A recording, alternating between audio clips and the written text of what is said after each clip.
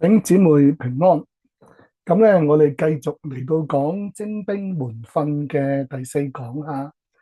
咁啊，講到咧教會嘅根基，我哋前面咧嗰三講咧就講教會嘅異象啦。咁而家咧就我哋開始講到教會嘅根基。喺教會異象嘅時候咧，我哋就講啦，只有基督同埋聖經咧係一切教導嘅權威。唯獨咧係要以聖經同埋以基督為尊嘅，唯獨以基督同埋聖經為尊。咁呢一個嘅觀念咧，佢唔單止係教會嘅異象，即係當你諗下教會係點嘅時候咧，你應該諗到咧，教會係一個咧以基督同埋聖經為絕對權威嘅一個嘅團體啦，或者呢個係個神家啦嚇。除咗咁之外咧，你應該知道咧，佢都係咧教會嘅根基嚟嘅。咁啊，根基係好重要嚇。如果一個根基毀壞咗咧，咁咧呢一個嘅教會啊，呢一個嘅事工啦，或者呢一個嘅上帝嘅計劃咧，就乜都冇噶啦。咁我哋要知道咧，聖經話俾我哋聽咧，基督咧係教會嘅磐石，即係話咧係一個比喻啊，一嚿咧，哇係即係大嘅冇人能夠移動嘅磐石。咁啊，教會咧要建造喺呢個磐石上面咧先穩固嘅。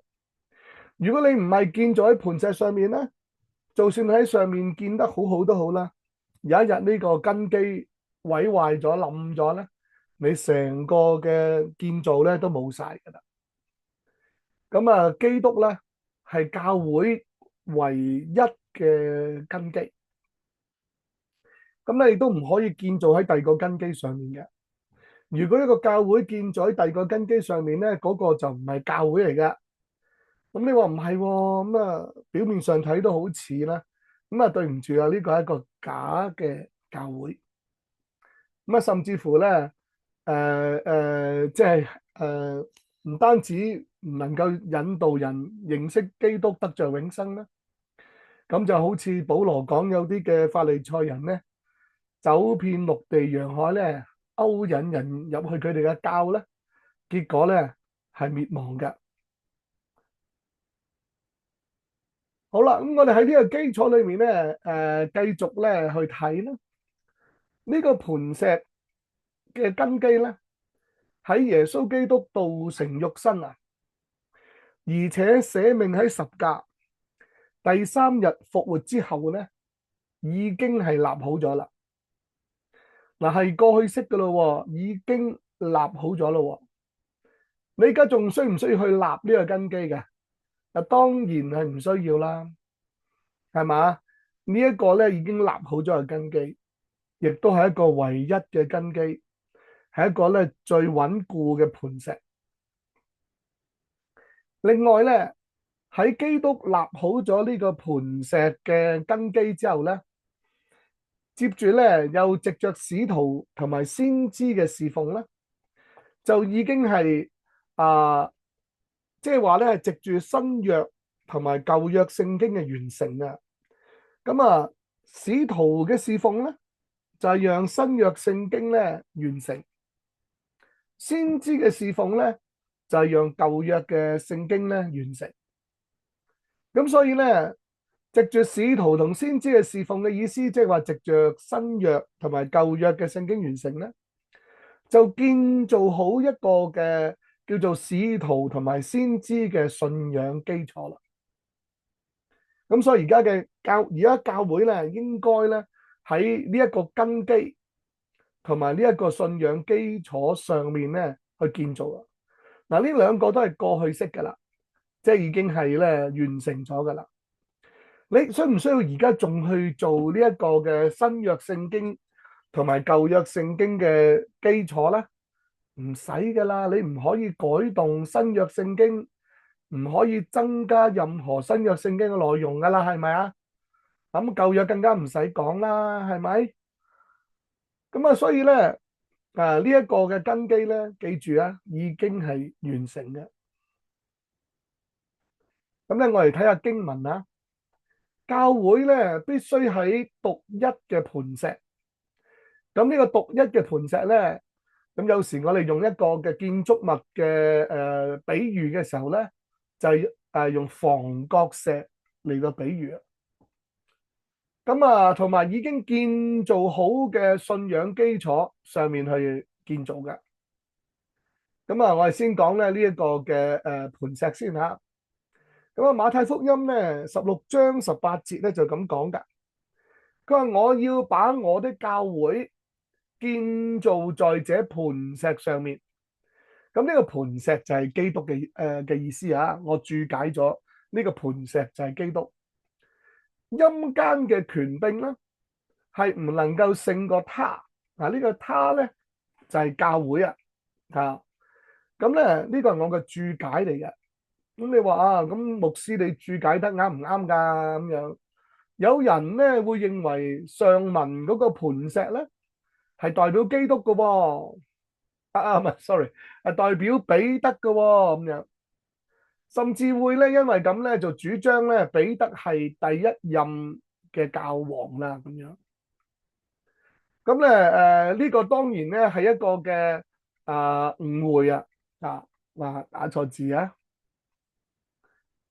有一個誤會啊。我上面都打錯咗，順便都改一改佢啊。係根基，因為我都要將啲筆記咧俾你哋咁我哋要好嚴謹嚇，唔可以話求其邊度錯咗有佢嚇，所以咧我都改一改佢。咁有人就認為呢個磐石咧係代表彼得。咁我哋睇下咧，究竟佢哋嘅諗法係一個誤解啊，定係真係咧呢個磐石就係彼得啦？咁我認為呢個磐石梗係基督啦。咁樣咁我哋睇下聖經咯。嗱，咁睇彼得自己寫嘅聖經啊，彼得前書2章7節至8節。所以咧，他在你們信的人呢就為寶貴，在那不信的人呢有話說，像人所棄的石頭呢，已作了房角嘅頭塊石頭。嗱，呢個彼得親口講啊，彼得講他咁啊，即係唔係自己啦。咁呢個他就係講到基督啦。基督喺信嘅人咧係寶貴嘅，在唔信嘅人咧係點咧？就係聖經裏面咧嘅一句嘅預言啦嚇，舊約聖經嘅匠人所棄嘅石頭啦，就已經做咗個蓋式啊，房角嘅頭塊石頭。咁所以呢一個嘅磐石啦，呢一個嘅房角石咧就已經咧係建造好啦。又說作了絆腳嘅石頭，跌人嘅磐石。咁有啲人唔信主咧，就喺呢一個嘅石頭度跌咗啦。咁呢個石頭咧又係一個磐石嚟噶。所以你見到我哋咧，點解話咧係磐石後面括住咧就係一個房角石，因為係同一個意思嚟嘅。他們既然不順從咧，就在這道理上絆跌。他們這樣絆跌咧，也是預定的。我哋今日咧冇時間講預定論啊。咁呢個預定咧，我簡單講，就唔係話上帝預定咗A 會絆跌嘅，咁A 就絆跌啦。上帝預定B 唔會絆跌嘅，咁B 就唔會絆跌啦。唔係，而係上帝預定咗，你接受呢個救恩咧，你就唔會被絆跌啦。但係如果你唔順從呢個救恩咧，記唔記得上面嗰句啊，尾二嗰句啊？你如果唔順從呢個救恩咧，咁你就係喺道理上絆跌啦。所以個預定咧係預定呢一個嘅情況啊，就唔係預定邊個人。咁所以好公平嘅。咁你信主，你咪係得救咯。你唔順從主，咁你咪絆跌咗咯。明白嗎？咁我呢度咧用彼得自己所講嘅說話咧，就去講解咧，其實呢個磐石咧係指到他，而呢個他咧就係基督。彼得冇話自己係嗰個磐石喎，係嘛？咁我再睇落去啦。咁第三段經文咧喺哥林多前書10章1至4節，就睇下保羅又點講喎。保羅話：弟兄們啊，我不願意你們不曉得，我們嘅祖宗咧，從前都喺雲下，都從海中經過，都在雲裏、海裏受了洗，歸了摩西，並且咧都吃了一樣的靈食，也都喝了一樣嘅靈水，所喝的是出於隨着他們的靈磐石。留意喎，呢個磐石係邊個啊？呢個磐石係基督啦。所以喺保羅嘅眼中咧，從來唔會講話呢個磐石咧係彼得噶噃，係嘛？咁彼得自己又咁講話呢個磐石就係基督，保羅亦都係咧認為磐石係基督。我哋喺成本聖經咁樣去理解咧，除咗咧嗰一節馬太福音16章18節 B 咧，我哋就係唔會認為彼得係磐石嘅。咁所以你會點揀啊？嚇，淨係因為嗰句咧斷章取句咧，喺嗰句度取義咧，認為彼得就係呢個磐石嗎？定係咧你會睇晒成本聖經，亦都會睇下彼得自己點講，又睇下咧其他使徒點講咧？咁我當然會選擇後者啦。咁當你選擇後者嘅時候咧，你就會睇到基督就係嗰個磐石啦。咁咧呢個磐石咧又係咧一嚿房角石，係嘛？頭先我哋講過啦，係嘛？呢個彼得前書2章6至9節咧，頭先我已經睇咗一次噶啦。不過今次咧就多咗一句咧，就係唯有你們是被揀選嘅族類，是有君尊嘅祭司，係聖潔嘅國度，係屬神嘅子民，要叫你哋宣揚那召你們出黑暗入奇妙光明者嘅美德。咁我哋上個禮拜講咗呢節喎嚇，咁所以咧其實全段都講過噶啦，今日又講咗前面係咪？上個禮拜講咗最後尾嗰節，咁啊睇下咧，我點解再擺呢一段經文出嚟喎？因為咧，我想你咧開始諗一諗咩叫房角石。呢一嚿咧被標示出嚟咧，就係一個建築物裏面最重要嗰個石頭啦。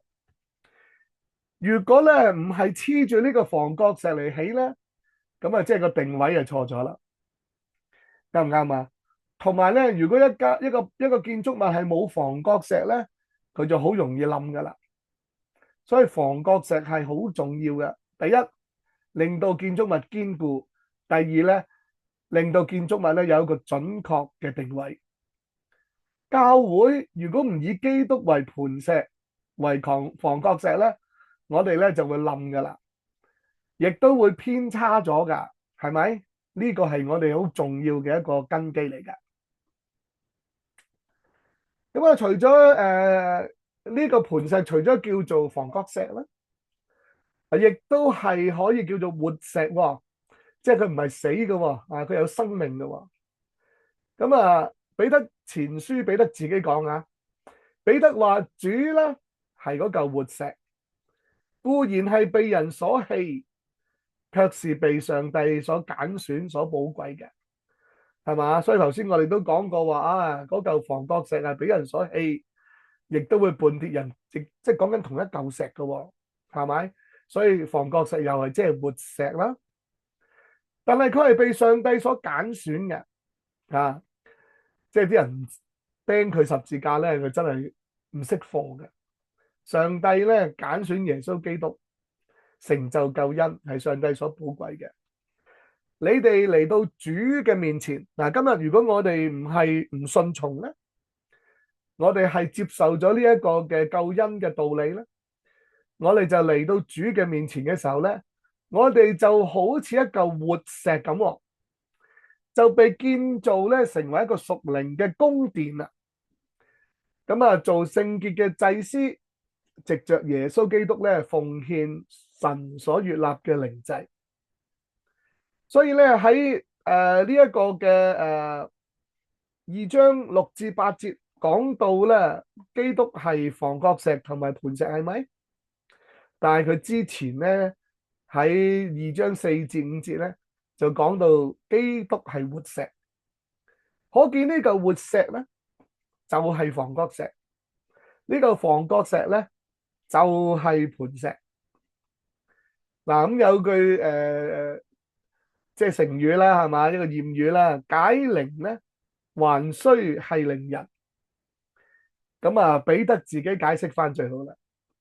嗱，你有好多人主張話彼得就係嗰個磐石啦，咁樣，甚至根據呢樣嘢咧，就話彼得就係第一任嘅教皇啦。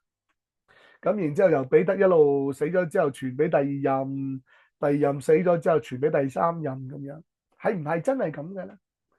我哋應該留翻俾彼得自己去解釋啦。你睇下彼得自己嘅所講嘅經文係點講？解鈴還須繫鈴人。咁我相信大家咧應該都係自己能夠分辨啦。好啦，我哋就講講咧呢一個嘅房角石咧，跟住咧我哋就俾你睇啦，另外一幅圖嚟到表達房角石啊。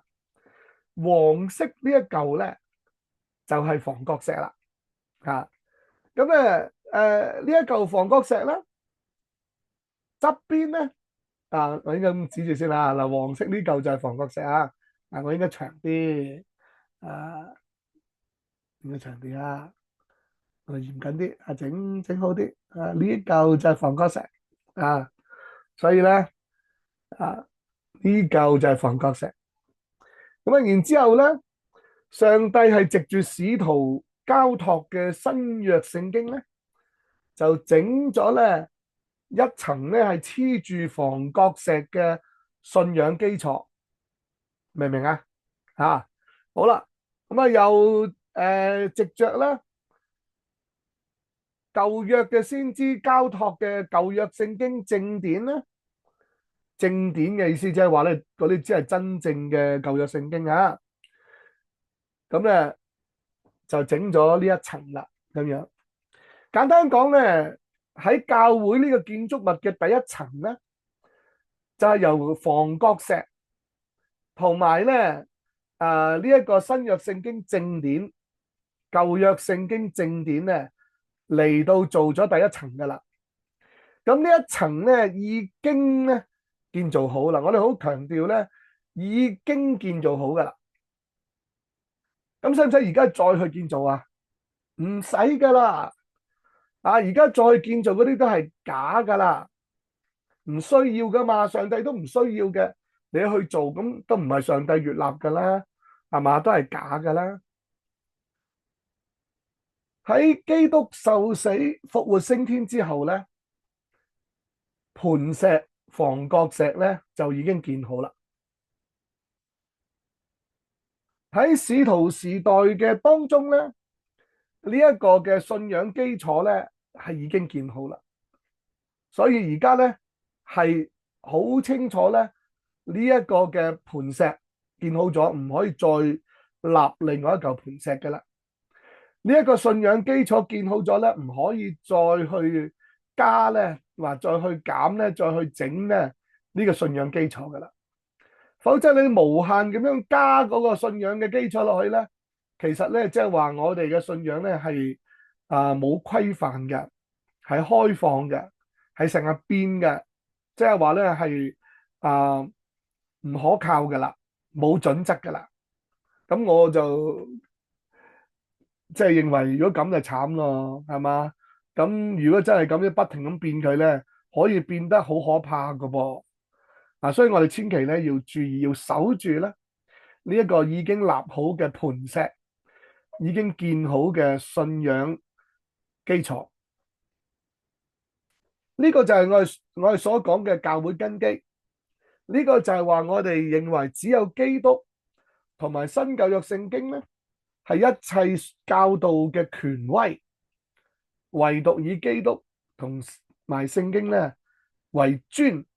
尊嘅意思即係個絕對嘅權威啦。啊，咁啊，小心咧，而家係喺呢個時代咧，好流行講一個五重職事啊。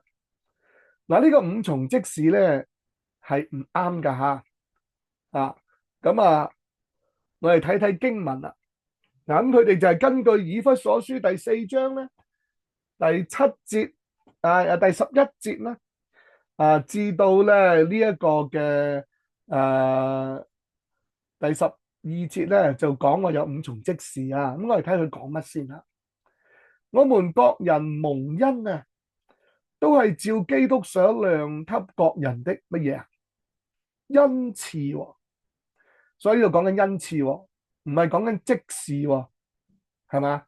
所以經上說，他升上高天嘅時候咧，擄掠了仇敵，將各樣嘅恩賜賞給人。呢度都係講緊恩賜啦，係嘛？咁跟住咧就係講緊咧呢個恩賜咧係由先降在地上道成肉身，後嚟再升天咧，遠超諸天嘅嗰位賜落嚟嘅恩賜。所以喺前面呢一段嚟講咧，其實一路都係7節、8節、9節都係講緊恩賜。所以咧跟住佢講他所賜的咧，就係講恩賜，唔係講職事啊。咁佢所賜嘅有一個恩賜叫做使徒恩賜啦，有個恩賜咧叫做先知恩賜啦，有個恩賜咧叫做傳福音嘅恩賜啦，有個恩賜咧叫做牧師和教師嘅恩賜吓。咁佢係咧兩個咧，其實係一個嚟嘅。喺原文咧就睇得好清楚，中文都睇到啦，係嘛？其實咧佢係咧4個啫。所以首先講五重咧就係錯噶啦，因為係4重嘅啫。咁呢4重咧都唔係恩賜，唔係職事，4重咧係恩賜啊！真係唔好意思，我今次咧點解打錯咁多字咧？好。但唔緊要聖靈會提醒我哋咧，係好小心去修訂翻啱啊！好，正確係4種嘅恩賜咧，唔係5重嘅職事，得唔得？所以講5重職事嘅人咧，第一佢喺解經上係錯咗先啦。咁另外咧，而家咧係再冇使徒同埋先知職事嘅權柄啦。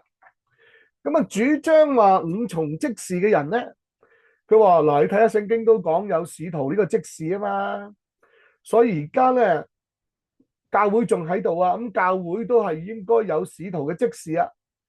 咁跟住佢話我咪係使徒咯，所以我講嘅說話咧就等於保羅講嘅說話啦。咁所以咧我講嘅說話咧就等於聖經嘅權威噶啦，我講嘅說話咧就等於基督嘅權威噶啦，即係我都係尊啊。你唔單止要以基督為尊，以聖經為尊，你都要以我呢個使徒為尊啊。咁嘅話咧就好危險咯，弟兄姊妹。第一咧呢一個嘅應用咧就違反咗頭先我一路講解嘅教會根基。第二咧呢一個應用咧就係喺解錯聖經之下產生嘅。所以兩樣嘢都唔掂啊，係咪？咁有啲人就話嗱，呢度講明有先知嘅職事啊，咁佢解錯啊，佢以為有職事呢樣嘢，其實冇嘛。咁解錯嘅話有先知嘅職事啊，我咪係先知咯咁樣。所以咧你唔單止以基督為尊啊，你唔單止以聖經為尊啊。喂，我係先知，我講嘅嘢係代表上帝噶，我同你講聖靈係咁講啊，我同你講上帝係咁講啊。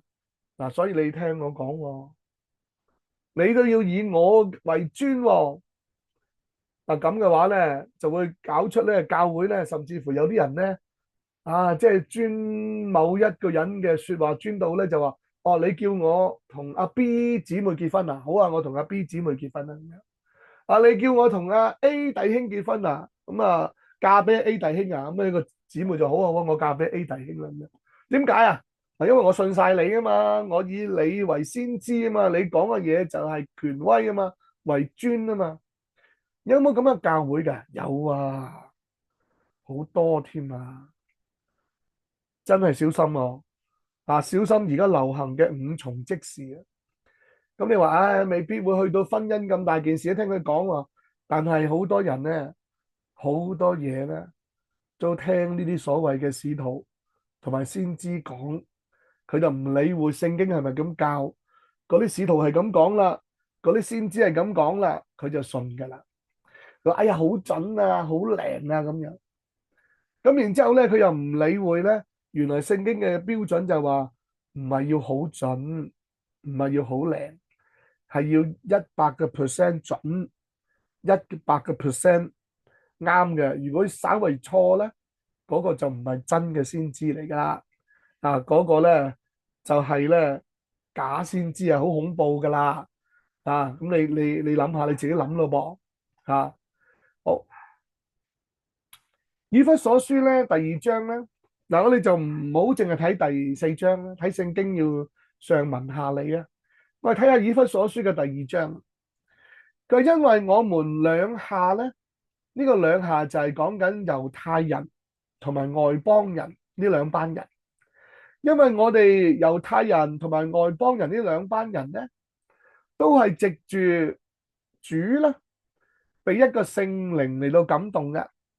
所以咧，我哋可以進到天父嘅面前，這樣咧，我哋就呢班外邦人咧，就唔再做外人啦，唔再做客旅寄居嘅啦。我哋係同聖徒咧同一個國家，我哋係乜嘢啊？上帝家裏面嘅人啦。咁呢句聖經好寶貴，因為我哋話神家好重要啊。並且咧被建造喺使徒和先知嘅根基上。我哋呢一班咧與聖徒同國，係神家裏面嘅人咧，就被建造喺一個根基上。不過呢個被建造咧，中文啊睇唔到個時態啊，但係睇翻英文、睇翻希臘文咧，你又睇到咧，即係睇翻原文咧，你就知道佢係一個過去式被動嘅時態喎。咁即係話我哋係已經被建造咗喺使徒同先知嘅根基上啦。過去式噶啦，唔係而家去建造喺使徒同先知嘅根基上。有基督耶穌自己咧做乜嘢？頭先講過啦房角石。所以使徒同先知咧嗰個根基咧，唔係嗰個磐石唔係嗰個真正嘅最緊要嘅根基啊，唔係房角石嚟噶。佢真係咧，好似呢一嚿咁噶，你見到嘛？佢唔係黃色呢嚿啊，佢係咧側邊呢塊啦，就側邊呢一紮啦，咁樣得唔得咁所以咧要分清楚。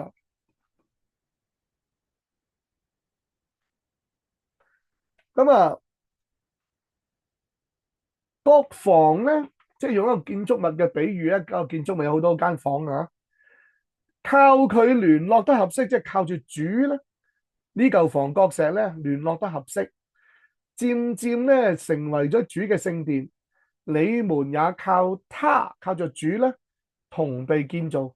呢個同被建造咧，就現在式喎。咁我哋要諗下啦，點解同一句說話？一句說話嚟嘅，20節、21節、22節，一句說話嚟噶嘛，係咪？咁點解會有一句係過去式，有一句係現在式咧？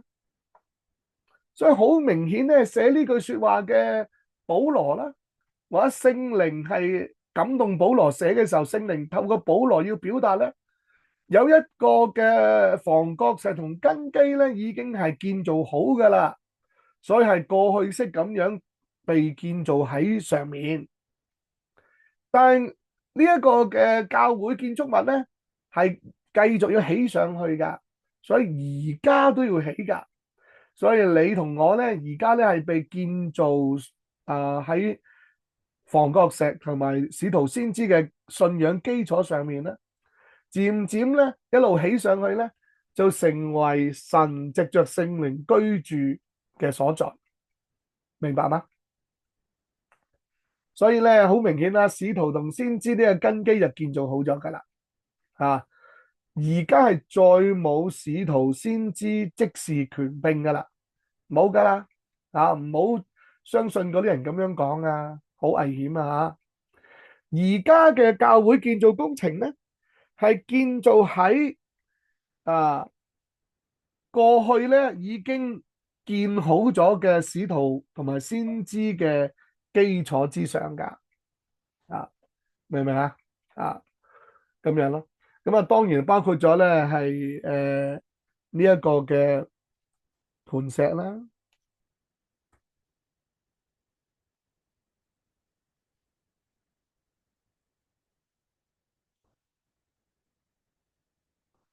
同埋咧使徒與先知嘅根基呢個基礎之上啦，得唔得啊？啊，應該係咁噶喎。啊，所以咧分唔分到啊？啊，我希望你分得好清楚啦，嚇，唔會搞錯啦。啊，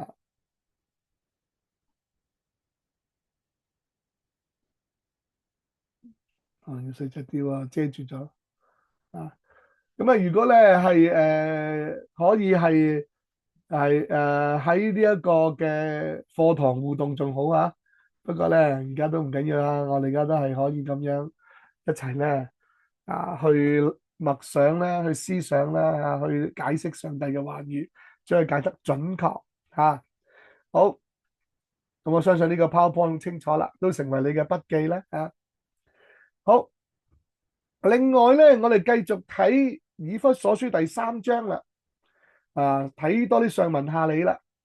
因此咧，我保羅為你哋外邦人咧做咗基督耶穌被囚的。保羅咧就為咗傳福音俾外邦人咧，坐監都肯替你們祈禱啊！諒必你們曾經聽見神賜恩給我，將關切你哋嘅職分咧託付咗我，用啟示咧使我知道福音嘅奧秘，正如咧我先前略略寫過一啲嘅書信啊，你哋讀咗呢啲書信咧，就曉得我深知基督嘅奧秘啊！呢個奧秘喺以前嘅世代係冇叫人知噶，好似而家咧，藉着聖靈啟示佢嘅使徒同先知一樣。咁啊，呢一個嘅啟示佢嘅使徒同先知咧，就係過去式嘅喎，過去式嘅喎。咁啊，即係話完成咗未啊？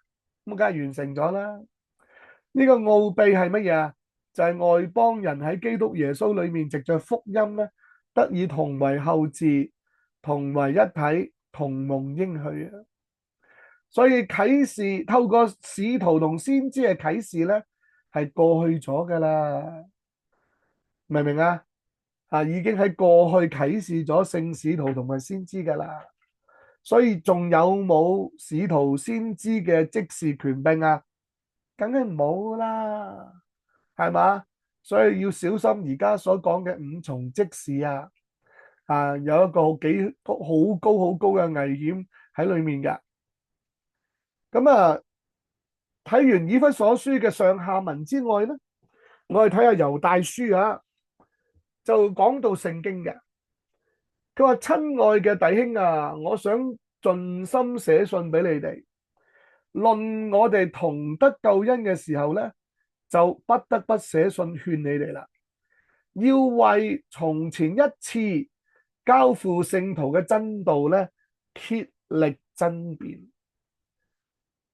使徒同埋先知嘅根基已經完成噶啦，使徒同埋先知嘅聖經正典啟示咧，已經帶俾教會一個堅實唔能夠更改嘅信仰基礎噶啦，所以咧已經係從前一次咧交付咗俾我哋，已經完成咗噶啦。所以而家仲有冇使徒同先知嘅即時權柄啊？